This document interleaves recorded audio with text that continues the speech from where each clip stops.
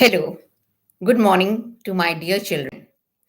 Now, today I want to throw a little bit light on the character of Lady Macbeth in the play Macbeth, written by William Shakespeare. Now, you all know Macbeth is a tragedy, and it is a tragedy of ambition, where Macbeth, uh, is able to go to any lengths in order to achieve his ambition, to fulfill his ambition in life. And Macbeth was not only ambitious, but he was over ambitiousness. He was over ambitious, and that is was the rather that was the chief flaw in his character that led to his downfall. So I'm not going to indulge much about the theme of Macbeth, but I'm going to talk to you about the character of Lady Macbeth and why Lady Macbeth is referred to as the fourth witch. Now, see, if we go into the character of Lady Macbeth, we will find that there is a conflict in this character as both, you can say, the feminine and the masculine issues are impressed in cultural forms regarding this character. Now, if you throw light upon her character, she is, of course, married to Macbeth, and she is a very powerful and a very ambitious lady. And you will not find, though she's feminine in character, but of course, you will not find instincts of compassion, fragility, motherhood in her. Rather, you will find that she has got all the masculine qualities like ambition, ruthlessness, and lust for power. These are the things that describe her character. We know in the beginning, the play begins with the entrance of the three witches. When they say fair is foul and foul is fair, over through the fog and filthy air.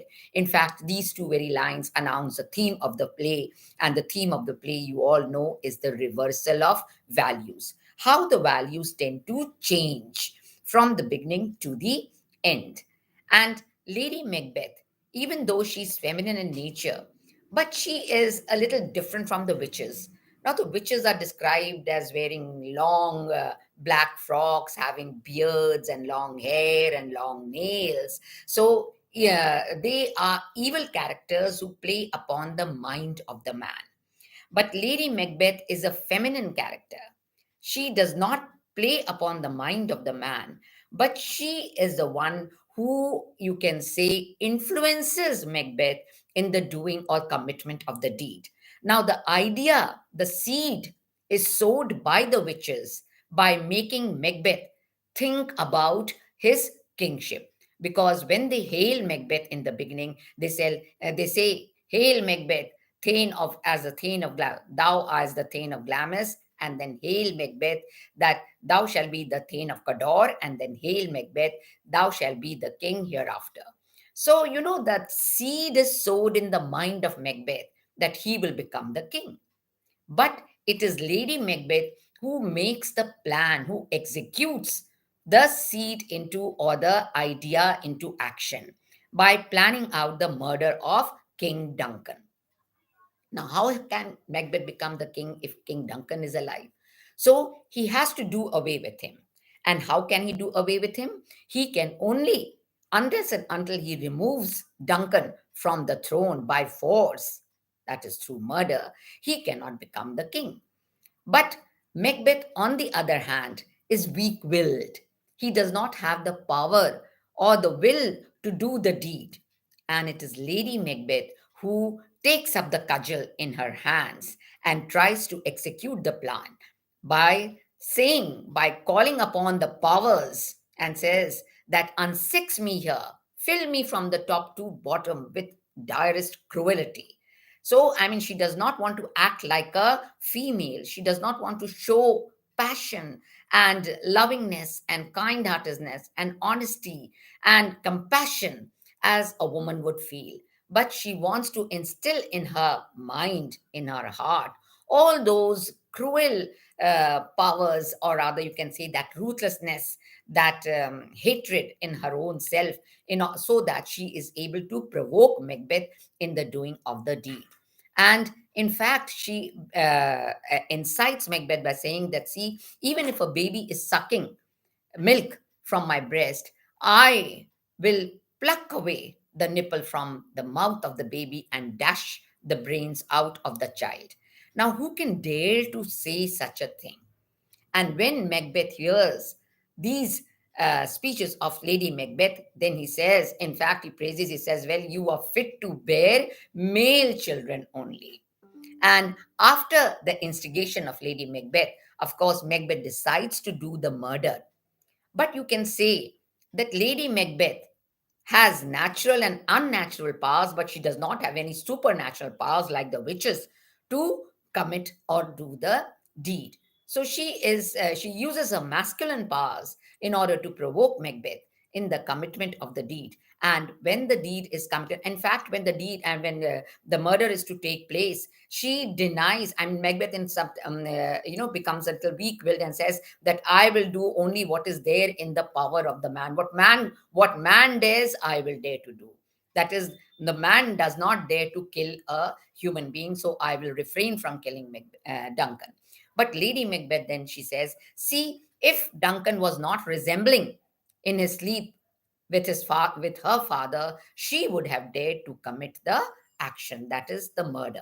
And so she refrains from the commitment of the deed, and she makes the whole plan how the two guards will be filled, will be made fully drunkard, so by giving them wine, by giving them drinks, I mean, filling up their cups up to the brim and making them so drunk that they will be lying asleep, and Macbeth, of course, will not have anybody who will restrain him from the doing of the action.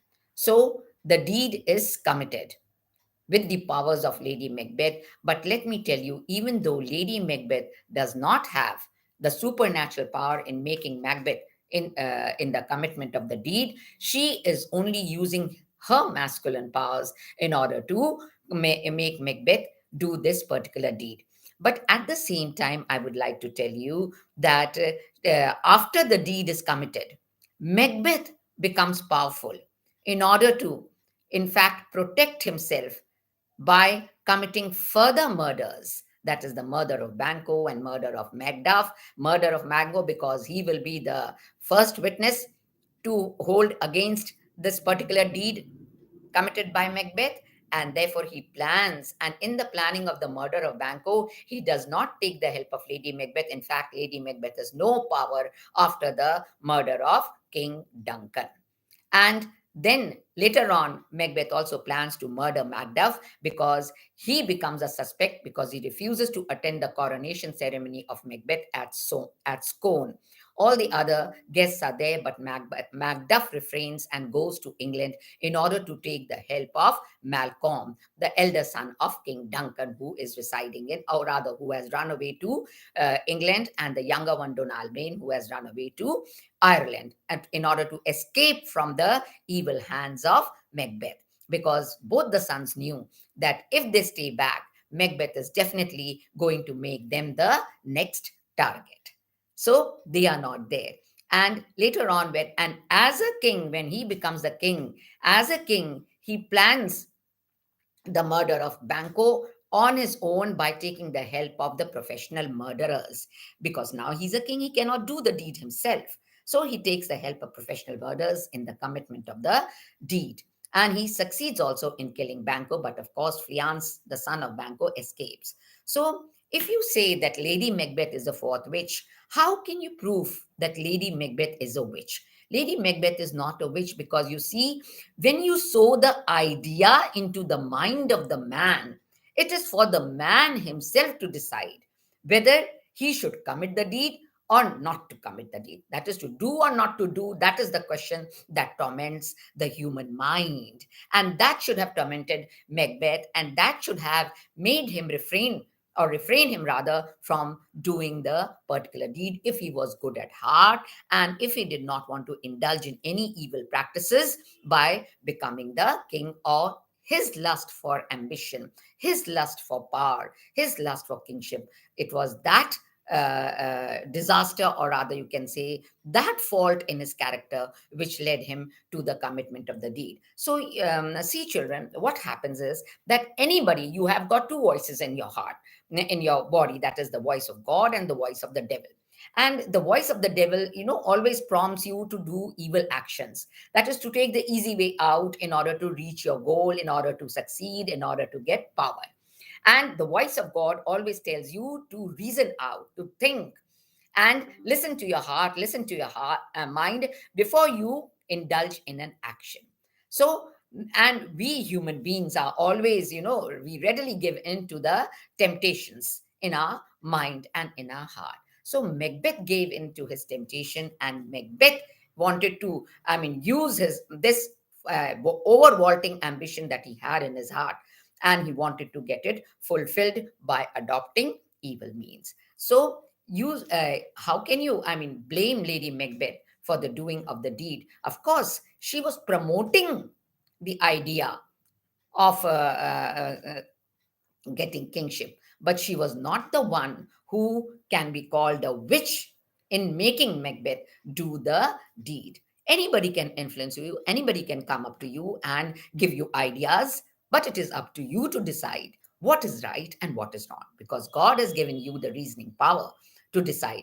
And because after doing this evil deed, how Macbeth and Lady Macbeth both suffer physically and psychologically, in fact, and how this leads to the downfall of both of them, and in fact, how Lady Macbeth dies suffering from that sleepwalking disease that she has. And in her sleepwalking in that sleepwalking scene, she's all the time seeing blood on her hands, and she's afraid of darkness, and all the time she's recalling the actions of Macbeth, how he behaved at the time of the murder of King Duncan, and how he behaved at the time of that coronation ceremony when Banquo's murder was committed, and what he did to the whole family, of how he destroyed the whole family of Macduff. That is, his wife and children were murdered. But Macduff, of course, had escaped to England, so he was saved from being killed.